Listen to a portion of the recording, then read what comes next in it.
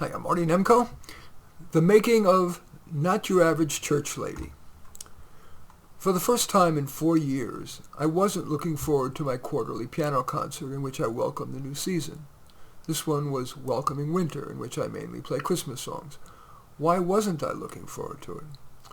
I'm bored with myself. What am I going to play? Jingle Bells and Oh Holy Night for the silliest time? Even though I play by ear and so I improvise every time, my boundaries aren't that wide. So I thought, what should I do? I reminded myself that I enjoy accompanying fine singers. So I called the choir directors of the 2 nearby churches that have large choirs and asked them if they know someone excellent who might sing a couple of Christmas songs at a concert. Both of them independently recommended the same person, Leslie O'Brien. I anticipated her singing just 2 songs by thanking her and finishing the concert as usual. But I was amazed to see that Leslie has the gift. Not just a top singing voice, but excellent ability to, between songs, patter with me and engage infectiously with the audience. So after the second song, I asked her if she'd sing some more.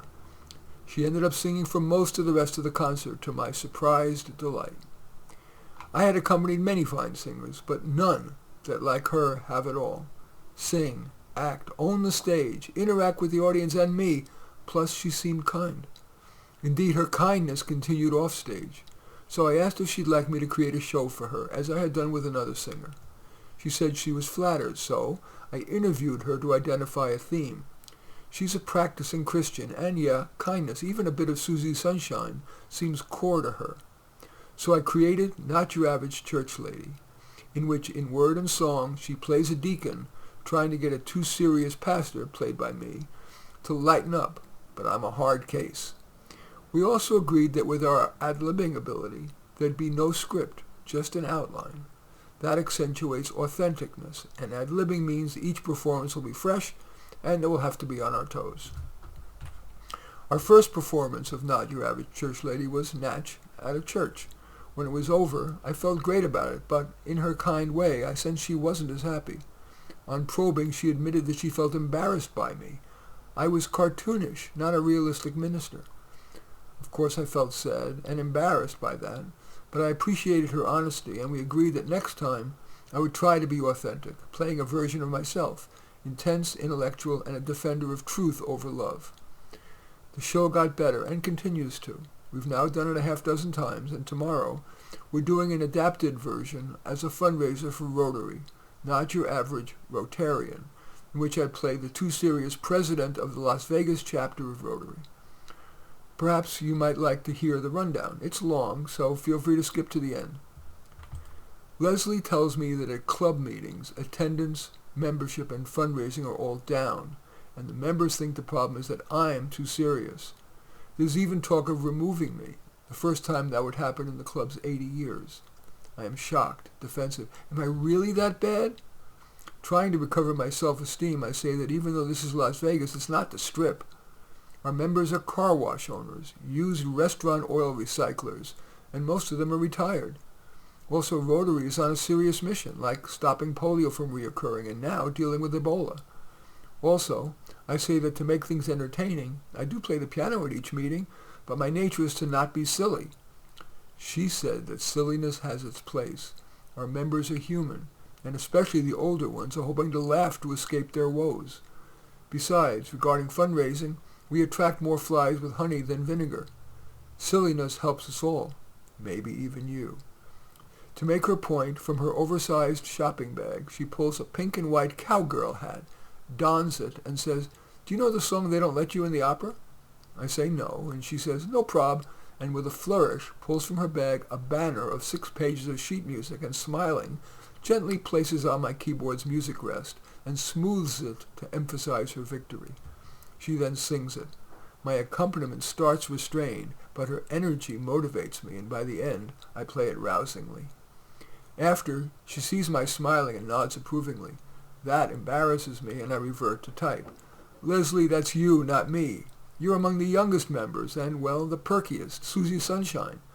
Most members are old like me, and they come to meetings mainly to eat, chat quietly, donate a little money, grateful they're still young enough to come to lunch, and then creep out and back home." She says, "Might you be projecting? Even old people want to live." Indeed, the older they get, aware of their life's hourglass's sands dropping, many try to squeeze as much life out of their time as possible. She gets an idea. "Marty, play a bouncy vamp and see." I reluctantly do, and she sings, "Time to start living, no time at all." During the song, she goes into the audience and plays with them, for example, sitting on the oldest guy's lap, and at the chorus inviting the audience to sing along. I can't help but be moved, and after the song, switch my argument from, "There's no need to be light," to, "I can't be light. It's not in me. I'm just like my father, serious." She replies that she wasn't always fun, that her husband helped bring it out in her, dancing in the kitchen. She sings, "I could have danced all night." I'm now feeling contrite, but avoid acknowledging my feeling that I can't change by saying, "I am aware that when I took office I promised to try to be a good president, but apparently I've broken that promise." She acknowledges we've all broken promises, but it doesn't mean there's no hope, and she sings Broken Vow. After the song, I make a candid admission. "Leslie, I don't fit among humankind. I am meant to be alone. I joined Rotary not so much to give charity, but to see if among those kind people I might find at least one kindred spirit. But now, you, indeed the members, are making clear that I am meant to be alone." She responds, "Whether or not you're the president, you'll always have the people of Rotary, as long as you pay your dues." I can't restrain a laugh, and then, emboldened, she sings You'll Never Walk Alone. By now she's made some progress with me and asks if I'm willing to try to lighten up. I lament that I view that as a long shot, and she nods, but then sings The Impossible Dream. After, I suddenly explode. "Show tunes are going to change my DNA?" She bows her head in defeat. Maybe you're right. Dispirited, she paces the stage, then talks to the audience. "You have any ideas for how to get Marty to lighten up, even a little? Raise your hand." Then she goes into the audience for their advice. She reacts dubiously, and just as everyone thinks she's giving up, she has an idea. She comes back on stage and asks me, "Would you try one last experiment? First play Ode to Joy like you did at our last meeting." I do a very serious rendition of the first few bars. She interrupts and says, "Now, think of the most joyous moment of your life." I struggle to, but finally come up with something, but my face is only mildly upbeat. I start to play Ode to Joy in a moderately upbeat style. At that moment, she drops her fairly modest shift dress to reveal a hot orange dress underneath. I'm shocked, amazed, and can't restrain staring and enjoying. She says, "After all, this is Las Vegas."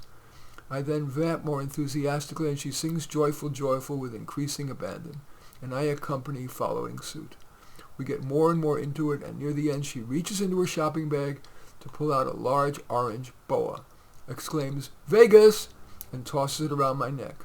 I laugh unrestrainedly, and we finish the song exuberantly.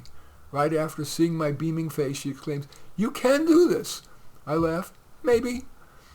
I then break into the bow music, reprising No Time at All. She takes her bows, then points to me. I bow my head with a grateful smile. With a flourish, she pulls the bow off me and flounces with it off stage.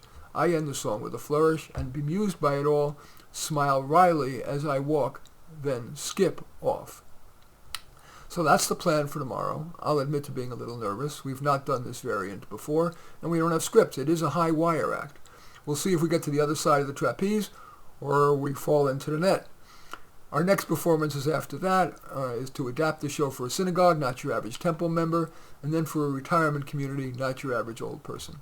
In any event, that's the making of Not Your Average Church Lady.